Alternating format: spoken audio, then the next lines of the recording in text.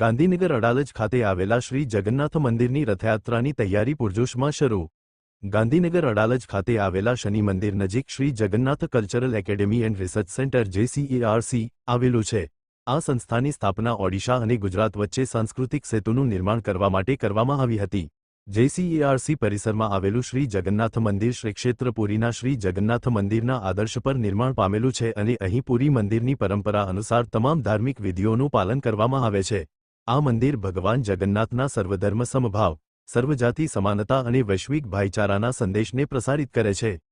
જેમાં દર વર્ષની જેમ આ વર્ષે પણ ભગવાન શ્રી જગન્નાથજીનો ભવ્ય અને ઐતિહાસિક રથયાત્રા મહોત્સવ તા 16 જુલાઈ 2026 ગુરુવારના રોજ સવારે 8 વાગ્યાથી સાંજે 6 વાગ્યા સુધી શ્રી જગન્નાથ મંદિર અડાલજ ખાતે ઉજવવામાં આવી રહ્યો છે.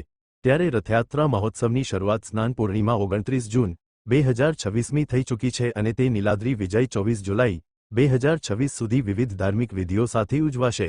Report by Ashwin Limbachiya, Ahmedabad. તારીખે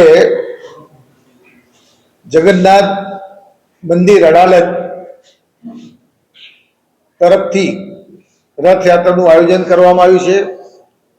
આ 5મું વર્ષ છે કે જે જગન્નાથ મંદિર અડાલજથી રથયાત્રા નીકળીને અન્નપૂર્ણા ધામ ટ્રસ્ટ અડાલજ ખાતે રથયાત્રા પહોંચે છે. લગભગ 15 થી 20,000 જેટલા લોકો ભગવાન જગન્નાથના દર્શન માટે આવે છે. આ વખતે જગન્નાથ મંદિરની રથયાત્રા જે 9 વાગે શરૂ થશે તો એની જે વિધિ છે તે વિધિમાં રાજ્યના મુખ્યમંત્રી ભૂપેન્દ્રભાઈ પટેલ ઉપસ્થિત રહેવાના છે. ગાંધીનગરના મેયર પણ ઉપસ્થિત રહેવાના છે અને પૂર્વ રાજ્યસભાના સભ્ય તરીકે હું પણ ઉપસ્થિત રહેવાનો છું. આ રથયાત્રાનું વિશેષ મહત્વ એટલું છે કે ગાંધીનગરની આજુબાજુના લગભગ 25 થી 30 ગામના બહુ જ મોટી